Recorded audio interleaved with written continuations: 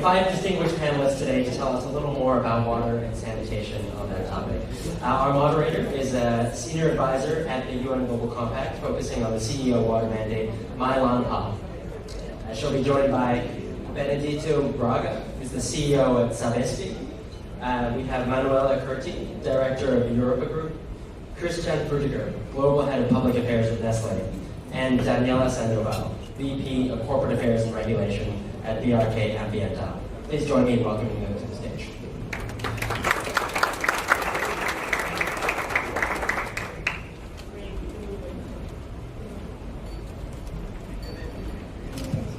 Great, thank you. Thanks, Howard, and thank you for that lovely video. That sets the stage well for the conversation we're going to have about this today.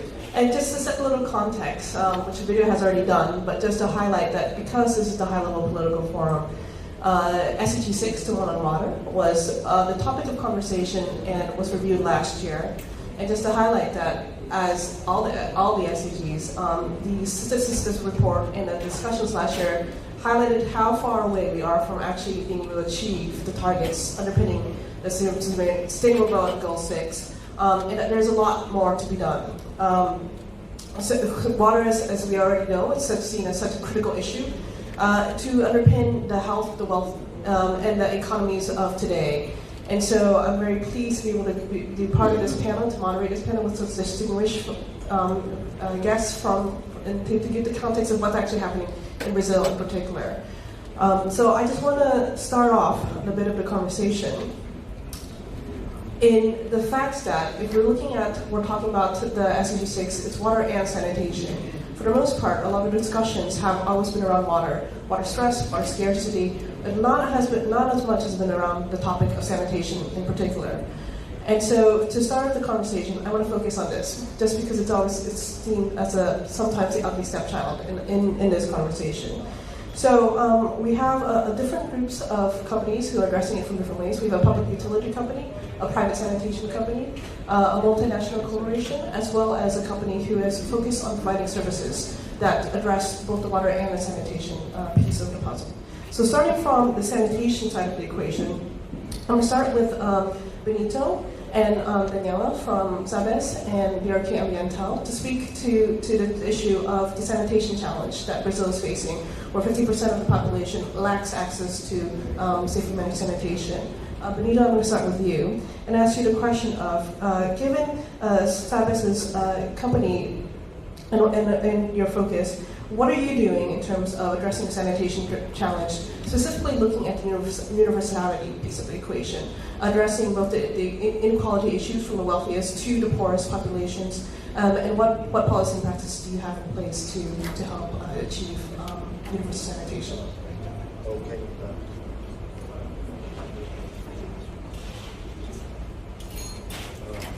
Thank you very much for your question.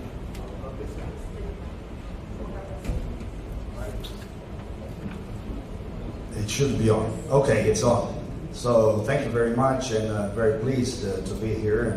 And thanks to Carlo for moving forward this very important element of implementing the Sustainable Development Goals. But given that most people here speak Portuguese and we're talking about Brazil, I will ask your permission to speak in Portuguese. Minhas senhoras e meus senhores, a questão relativa ao saneamento no estado de São Paulo, a Sabesp é uma companhia que é meio privada e meio pública. Não é? É um elemento interessante, onde 49,7% do nosso capital é privado e nós somos listados na B3 e na NAISE e, portanto, temos uma política de governança muito estrita, com compliance, e operamos 371 municípios no estado de São Paulo, onde temos 28 milhões de consumidores, é a quarta companhia de água e saneamento do mundo, e temos 100% de atendimento de água. Coleta de esgoto, coletamos 90% do esgoto e já tratamos 76%. A Sabesp investe 30% de tudo que é investido em saneamento no Brasil é feito pela Sabesp.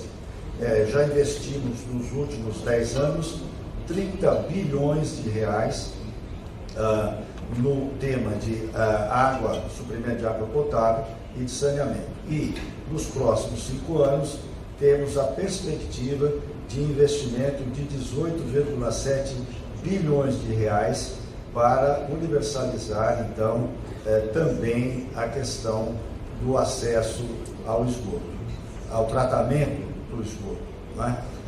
Portanto, a Sabesp está colaborando com este movimento de melhorar o acesso à água potável e ao saneamento no Brasil. Temos também uma preocupação muito grande com aquilo que o nosso consumidor percebe, porque já investimos tanto dinheiro em universalização, em coleta e tratamento de esgoto, e ainda temos os nossos rios urbanos em condições muito ruins.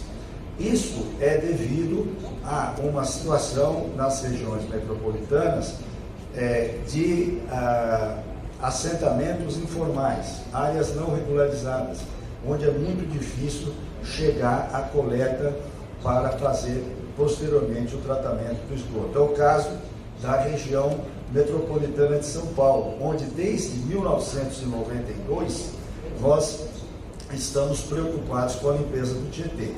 E agora, no ano de 2019, encerramos, sob a orientação do nosso governador João Dória, um programa de despoluição do Rio Pinheiros, num espaço de tempo até o final de 2022. Com isso, nós estamos com a esperança de que as pessoas entendam a importância de se conectarem à rede de esgoto, porque muitas vezes a rede da Sabesp passa em frente da casa do cidadão e ele não se conecta na rede de esgoto. A pessoa joga o lixo na rua, quando não deve, porque quando vem a chuva, o lixo vai para o córrego. Então, é um processo coordenado pela Secretaria de Infraestrutura e Meio Ambiente do Estado de São Paulo, com diferentes atores, e aí nós precisamos, assim como no Pacto Global, trazer o setor privado para atender os objetivos do desenvolvimento sustentável.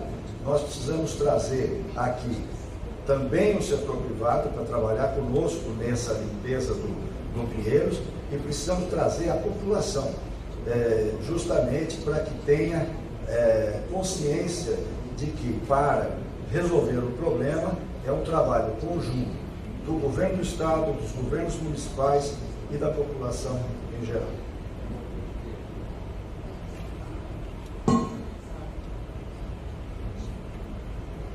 Great, thank you, Benito.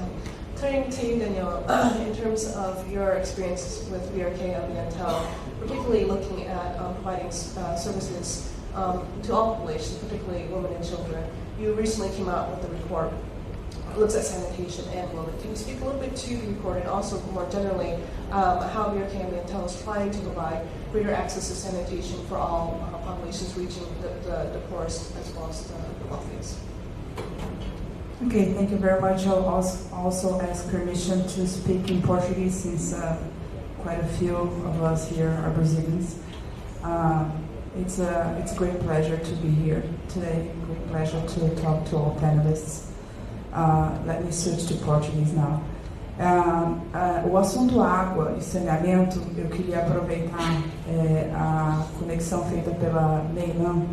É muito falado a respeito de água e pouco falado sobre saneamento, mas na verdade as questões são absolutamente relacionadas, né? Se a gente imaginar o ciclo da água que a gente bebe e depois de utilizada essa água vira esgoto e precisa ser tratada, essa é a forma mais adequada, ser adequadamente coletada e tratada para então depois retornar ao rio purificada, de forma a não poluir indevidamente os rios. Esse é o ciclo que a gente fala da água e do esgoto completo. Então, quando você fala em água, apesar de não necessariamente ser tão intuitiva a correlação, a gente está falando de esgoto necessariamente. É só imaginar o inverso, né? Quando você não coleta o esgoto e não trata o esgoto, e esse esgoto retorna aos rios ou fica no convívio da população, esse esgoto não tratado polui os rios. Então, e aí quando você vai fazer a captação da água posterior, para novamente purificá-la e prover para a população, você tem uma água muito mais difícil de purificar, muito mais custosa, inclusive, de purificar. E se você imaginar o adensamento populacional no Brasil, né, a gente tem 22% da população do Brasil no estado de São Paulo, o que é uma ótima notícia, o trabalho que a Sabesp durante muitos anos tem feito realmente para universalizar esgoto, porque a água já está universalizada. Mas se você for imaginar que a gente tem esse adensamento tão importante no estado de São Paulo, como é que ficam os outros estados? Como é que fica um país tão grande, né? A gente já não vê mais esses dados tão positivos que a gente vê em São Paulo, em outros estados. Então, quando a gente vai para a média do Brasil, a gente tem 50% da população brasileira sem acesso ao esgoto. Né? A gente falou um pouco aqui, a Márcia da Enel falou sobre o acesso à energia está universalizado. A gente sabe também que o acesso à telecomunicação está universalizado no Brasil, né? Hoje tem mais de um celular por brasileiro, mas a gente ainda não conseguiu, como país, apesar de termos iniciativas muito positivas pontualmente, a gente não conseguiu ainda, como país, resolver a questão da água e do esgoto. A água, muito mais universalizada, mas mesmo assim é importante dizer que 17% da população brasileira ainda não tem acesso à água tratada, o que significa dizer que, aí um pouco fazendo a conexão com a mulher, né, com a agenda feminina e com a pesquisa que fizemos sobre a falta de saneamento da água e de esgoto, o impacto sobre as mulheres, você imagina que boa parte da necessidade de ir até uma fonte de água, por não ter água encanada, recai sobre as mulheres.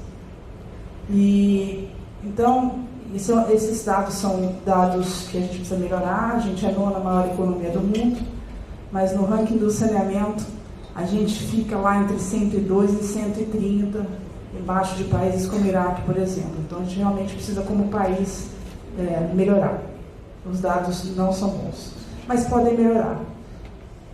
A agenda, o impacto feminino, a gente fez uma pesquisa, especificamente um corte sobre a mulher, e o impacto do saneamento sobre a mulher, e a gente vê que sobre a mulher o impacto é o mais negativo ainda. Por quê? Porque a falta de saneamento ela causa muita doença. Doenças graves, por exemplo, diarreia aguda é uma das doenças que causa morte, pode causar morte, e de fato no Brasil esse tipo de doença relacionada à falta de saneamento causa 15 mil mortes por ano. São 41 mortes que poderiam ser evitadas por dia.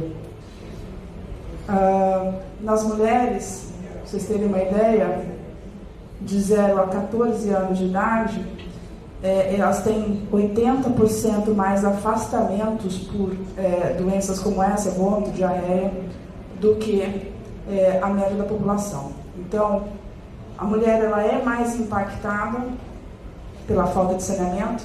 Além disso, também recai sobre ela questões como levar idosos ou crianças aos postos de saúde, quando também tem doenças relacionadas ao saneamento.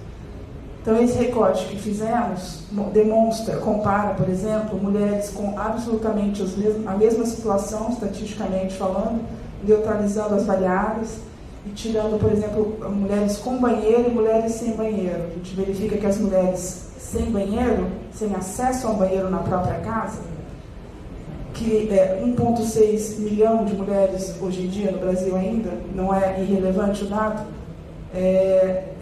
elas têm 25% menos, nota menor em 25%, uma performance 25% menor no Enem. e elas têm aproximadamente 80% menos também renda. Então, esses são os dados que a gente traz nessa pesquisa, esse recorte sobre a mulher, mas é claro que o saneamento impacta a população como um todo, apesar desse recorte ter sido bastante focado no público feminino. Só para finalizar, gostaria só de dizer que isso, com investimento, é algo que pode ser mudado. Vou trazer um exemplo aqui. A gente tem uma concessão no sul do Brasil, porque o saneamento ele tem vários lugares no Brasil. A gente imagina o saneamento, no interior do Nordeste, isso não é verdade. O caso de Uruguaiana é uma cidade no sul do Brasil, que é um dos estados mais ricos do Brasil. E o investimento feito em 7 anos, de 2011 a 2018, elevou o saneamento de 8% para 94%. E dados publicados pela Prefeitura de Uruguaiana deram conta de que essas doenças graves relacionadas ao saneamento, como a diarreia aguda, reduziram 28 vezes nesse período. Então, enfim, são oportunidades que a gente tem no país, que a gente não pode perder. É um investimento que tem um ciclo muito favorável, não só na geração de empregos, porque onde tem saneamento pode ter indústria, pode ter comércio, se desenvolve de forma com cidadania aquela região, valoriza também o meio ambiente, evita a poluição de rios, tem impacto direto na saúde, como eu disse, educação, porque menos absenteísmo nas escolas. A professora Carla, de Uruguaiana, ela sempre comentava que antes disso, ela estava há 20 anos lá dando aula em Uruguaiana, que antes era muito comum o absenteísmo, e isso reduziu bastante depois que houve o saneamento da região. Então, para finalizar, o ciclo de investimento precisa melhorar. A gente tem, obviamente, iniciativas muito importantes acontecendo já, mas também a gente tem situações em que o investimento está bem aquém do necessário. Não é à toa que o resultado é 50% do país sem esgoto tratado, sem saneamento. Obrigada. Thank you. Thank you, Daniel. Turning to you, Manuela, from Europa's point of view, given that you're providing a lot of different products and services to try to address the water sanitation challenge in Brazil, how are you, can you tell us a little bit how your company is using innovation to create the products in order to promote greater access to clean quality water for all? And how do you ensure that these products are available to all segments of the population in Brazil? Muito obrigada pelo convite, é uma honra estar aqui, principalmente representando as empresas brasileiras de médio porte que são aí responsáveis, por mais de 60% dos empregos gerados. Então, acho que é uma agenda muito importante que deve ser cumprida também pelas médias e pequenas empresas. Bom, a questão da água é uma questão que me toca particularmente, pessoalmente, porque quando a gente fala de água, a gente fala de vida. E quando a gente fala de vida, nós todos nos igualamos, aqueles que têm acesso e aqueles que não têm acesso. E a gente raramente muda alguma coisa que a gente não conhece. Então é preciso a gente primeiro entender de onde vem a nossa água, e para onde vai a nossa água. No Brasil, acho que poucas pessoas têm clareza em relação a isso. Esse mapa, de onde vem a água que eu tomo, de onde vem a água do meu chuveiro e para onde que essa água está indo. O nosso trabalho tem sido, ao longo dos últimos 35 anos, especificamente com produtos de ponto de uso e ponto de entrada. Ou seja, a gente faz o tratamento final para a água que já vem pré-tratada pelas companhias, estações concessionárias de tratamento, como é o caso da Sabesp. A forma como a gente enxerga o presente e o futuro, a forma como a gente vem se posicionando, a água é algo vivo, que está se transformando com uma certa velocidade. Às vezes as pessoas falam, a água vai acabar, o que a gente vai fazer quando a água acabar? A gente tem trabalhado forte para que a água não acabe, né? A gente tem tentado inverter essa lógica, porque se a gente trabalhar só com a lógica da solução, talvez a gente não vai ter solução para todos os problemas que a gente está gerando, né? Então, inverter esse mindset tem sido muito importante para a gente, né? Trabalhar nas causas, né? Entender como a gente previne o problema. Lógico que trabalhando em paralelo com as soluções. As soluções para a questão da água, elas não são simples, elas passam pela necessidade da gente interagir intersetorialmente, a gente falar mais sobre o assunto, falar do problema real, colocar na mesa, e com essa interação, com essas parcerias, a gente poder endereçar essas questões. Hoje a gente atua no território brasileiro, né, como um todo, temos 400 lojas, a gente tem uma rede parceira de distribuidores locais que atuam em cada cidade, em cada estado. Isso é muito importante para o nosso negócio, porque a gente tem a chance de entender que a água chega diferente em cada local, ainda que a gente tenha a mesma legislação que estabelece os níveis de potabilidade da água, né? E a gente consegue perceber isso porque a gente está no ponto de uso. A gente entende a dificuldade que é ali na hora que o cara pega a água para beber, né?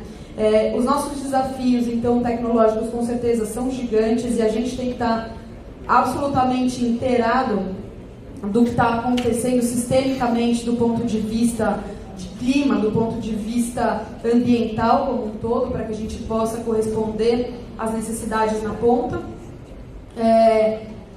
Mas, assim, a gente tem um olhar bastante importante para ter produtos que variam de R$ 99,00 até R$ 2.300. A gente trabalha formas de pagamento diferentes.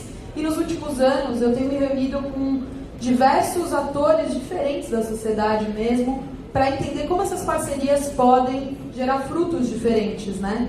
Então, estando mais próximo, não só do que pensa a agenda do poder público, mas também os usuários, né? As pessoas que estão na ponta. E aí me vem uma provocação, né, que eu queria deixar aqui também para esse painel, que eu acho que é muito importante. Eu acho que o grande desafio do nosso tempo é conseguir mudar o olhar que a gente tem pela água. Enquanto, como sociedade, a gente olhar para a água como um recurso, um olhar extrativista, a gente não vai ter tempo de regenerar tudo aquilo que a gente está destruindo, né? E às vezes a gente está destruindo não porque a gente tem a intenção de destruir, mas pela lógica do sistema que nós, enquanto sociedade, montamos, né? Então é um desafio de revisão, de transição que eu acho que a gente está vivendo enquanto economia, enquanto educação, e nós, dentro da nossa organização, a gente tem se movimentado numa transformação cultural desde que eu assumi a empresa há 8 anos, com um processo muito profundo e genuíno de dentro para fora, porque a gente acredita que sustentabilidade tem a ver com autonomia, com responsabilidade. E quanto mais gente a gente trouxer para essa agenda, mais longe a gente vai, com mais potência e com mais velocidade. Thank you, Manuel. Finally, turning to Christian and Nestle, as a water user, as a multinational company with a large footprint around the world, what do you see as the major water challenges that Nestle faces globally and particularly in Brazil? And what are some of the strategies that Nestle is taking in order to ensure a water-secure world from both an environmental and a social lens? Okay, thanks a lot. Allow me to speak in English, because contrary to all appearance, my first language is German. Well, thanks a lot. Look, Nestle, compared to the other companies here who are providing access to water and sanitation, we are the world's biggest food and beverage company, so we're water users. And of course, we have been working on water stewardship literally ever since the company was created over 150 years ago. Now, the biggest challenge, to address your question directly, is one which has not yet been addressed here. The biggest challenge for us is actually water in agriculture. Because contrary to what many of us think, is that the world's biggest water user is agriculture. Over 70% is actually earth, then 20% industry, and about 10% in households. So far we've been mostly talking about the households. So what do we do in order to reduce that water footprint in agriculture globally and in Brazil? So farmers, so this is now a program which is being expanded to hundreds of farmers. These are of course big farms in Brazil. With 23 farmers within a few months, we've been able to reduce their water use to the equivalent of 750 households. So just working with 23 farmers, you can have an impact which is the equivalent of what 750 or up to 1,000 households would use. So imagine if you could expand something like this to all farmers in Brazil. So looking at agriculture is critical. Then, of course, we also have to look at our own direct operations. So we, in our factories, we have water stewardship programs, reducing the water use to the minimum, or actually have even zero water factories. As you know, we process milk in many countries, also in Brazil. So you can actually use the water which is in the milk in order to operate the factory, with the results that the factory does not abstract any water from either the subsoil or from the municipal system. So in Brazil we have 3 zero water factories by now. The most known is probably Montes Claros, which is not only a zero water factory, it's the Nescafé Dolce Gusto factory. It's not only a zero water factory, it also has a zero waste to landfill, and it has a net zero greenhouse gas emission, so a net zero carbon impact. We have 2 more. One is, I have to look at my notes because otherwise I'll mispronounce, is the Goiânia factory, and the other one is in Ituiutaba. So looking at our own operations, we have these zero water factories, and then we've also reduced drastically the use of water in all other factories. In Brazil, overall, we have 26 sites in which we produce. In the last 8 years, we have reduced total water consumption of these sites by 40%. So quite a significant impact. So we look at the agricultural supply chain, then we look at our own factories to make sure that they're as efficient as possible, and basically trying to ensure that we have no impact on the access of other water users, or impact on the wastewater systems or the waterways around our factories. You mentioned that one of the challenges is that wastewater goes untreated into either watercourses, rivers, or just into the environment. Of course, our factories all have water treatment plants.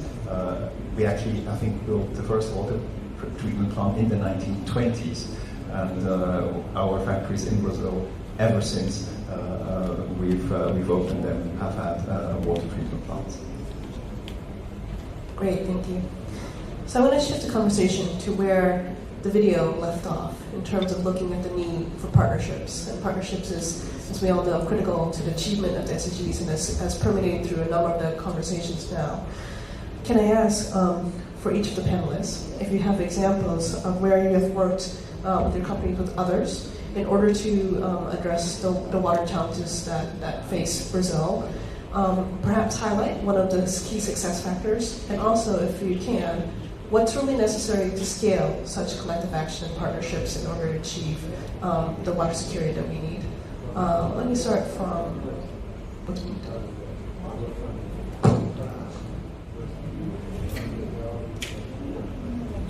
Okay, thank you. Well, I think partnerships are extremely important. We at SADESC, for example, have partnerships with the private sector in doing, for example, water reuse in the São Paulo metropolitan area. This is a very important issue because instead of throwing the sewage back to the river, we treat it again and use it for non-potable uses in industry. And we have other partnerships to make the treatment of sewage non-domestic industrial sewage, which is much more complicated. And the partnership with private partners is being very, very important. And we have also partnerships with private companies in providing water and sanitation in some cities. So I think the solution of the problem is not to say private is better than public. I think the partnership is fundamental in order for us to get to the right solution. And because some say, well, the public is better because it will serve those municipalities with deficit in their services. And others say, oh, the private will be only interested in those very profitable. So I think the solution is to partner, to have good partnerships and scale up the services in order for the one that is providing the service can do some cross subsidies and take the opportunity of scale, economic scale, and provide the services to everyone. And I think that one critical problem in our country is we're a federation, not of the Union and the states, as the U.S., Germany, and others, but we are a federation of union, states, and municipalities. We have 5,600 municipalities that are autonomous, and they are in charge of providing the services. So it's very complicated from a political perspective to have a solution that is technically perfect. You have to convince those that are politically in charge to do the right way. And I think the right way is to partner public and private. Thank you.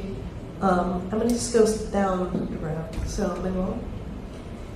Bom, a gente vem trabalhando principalmente com algumas parcerias nos últimos 2 anos. Uma que foi muito feliz, aliás, a gente começou há 3 anos, essa especificamente. São com laboratórios de inovação e água para jovens no Brasil, onde a gente atua localmente, porque no Brasil a gente tem vários desafios diferentes em relação à água. Essa é uma parceria com uma ONG canadense chamada Waterlution. Ela faz esse tipo de trabalho no mundo inteiro e há 3 anos, junto com eles, a gente conseguiu trazer isso para o Brasil. Esse ano vai rodar em Recife e a gente acredita muito nesse tipo de trabalho. A BRK também é uma apoiadora do Will Brasil. A gente acredita que é super importante se aproximar do problema para entender exatamente o que a gente precisa fazer ali, né? Então, esse diálogo, ele faz com que a gente talvez encontre caminhos mais simples, com investimento mais baixo e com um nível de inovação muito alto. Então essa é uma parceria importante que a gente tem feito e muito, muito legal para a nossa empresa também, porque a gente manda os nossos jovens para trabalhar junto com eles. Além disso, a gente tem feito parcerias com ONGs e com ativistas, né? Então, geralmente, as empresas não se aproximam muito dos ativistas, esse diálogo é um diálogo nem sempre fácil, né? Mas a gente acredita que o diálogo é importante, a gente acredita que as soluções vão nascer do diferente, né? Quando a gente conseguir colocar os diferentes em volta de uma mesa e colocar a questão central, né? Que a questão da água é uma questão suprapartidária, na minha opinião, é assim como eu vejo esse tema, assim como qualquer questão ambiental que toca a vida de todos nós, a existência na Terra. Então a gente tem buscado acessar essa outra mentalidade que talvez seja uma visão que a gente não tem. Então a gente tem ouvido muito gente diferente da gente, e principalmente a gente tem aberto a possibilidade do diálogo com comunidades locais que estão diretamente afetadas, não só pela falta da água ou pela falta de saneamento, mas também pela água que estamos envenenando, né? Então no Brasil, infelizmente, a gente teve alguns incidentes, aqui é conhecimento de todos, nossos rios brasileiros, alguns aí foram afetados, né? Amplamente, a gente tem aí impactos gerados que a gente não consegue calcular, né? A gente não sabe quando que a gente vai conseguir regenerar essas áreas e a gente tem memória curta para essas coisas, né? A gente não pode, porque isso está levando um monte de vida embora, não só de seres humanos, mas de biodiversidade, né? E precisamos da biodiversidade para a gente poder continuar tendo uma vida saudável nesse planeta aqui.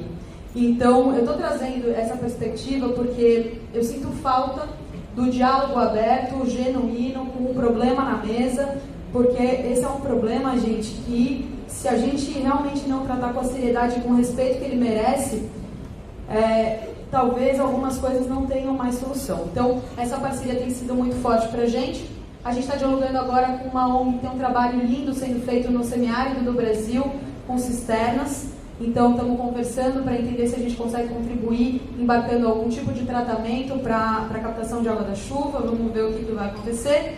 E também temos uma abertura aí de conversa com uma empresa que faz produtos, que trata diretamente água sem nenhum tipo de tratamento, mas o desafio é muito grande, o investimento é muito alto, né? Essas pessoas precisam da tecnologia mais alta, né?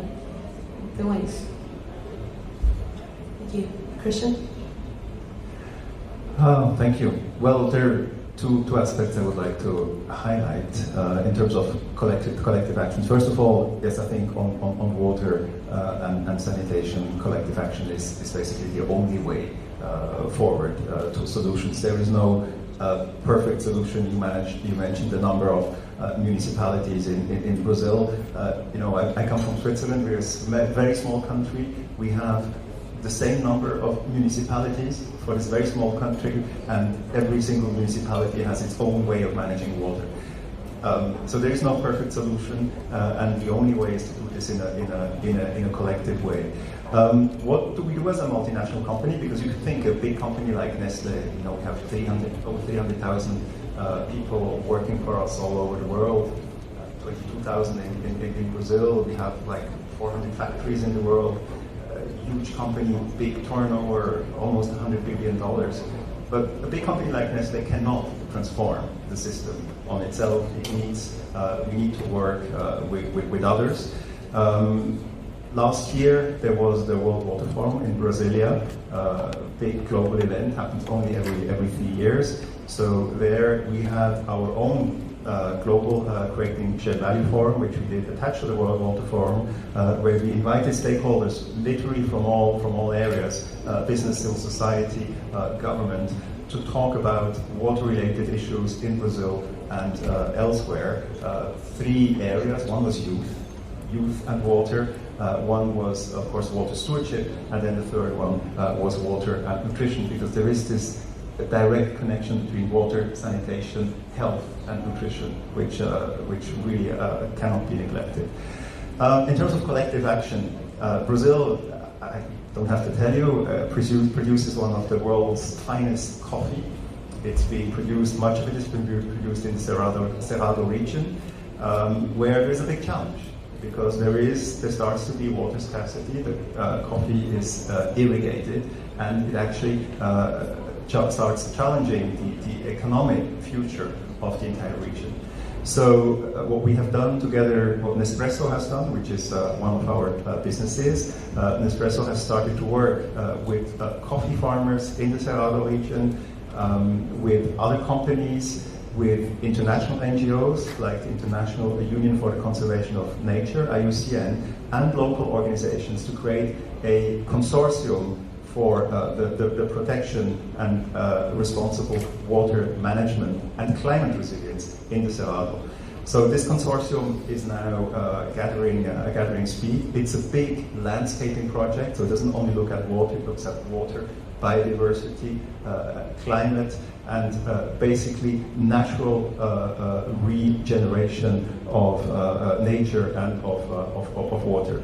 Why is this important? It's important for our business in order to be able to continue to buy some of the best coffees in the world in that region, but it's at the same time critically important for the entire region, economically, for the environment, and for the people in order to have access to high quality water.